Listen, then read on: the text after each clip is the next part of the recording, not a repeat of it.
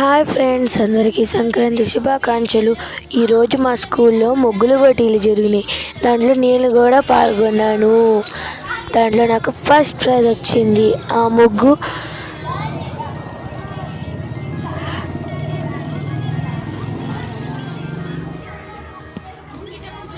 దాని మీద first G Sai అని రాసి ఉండిద్ది.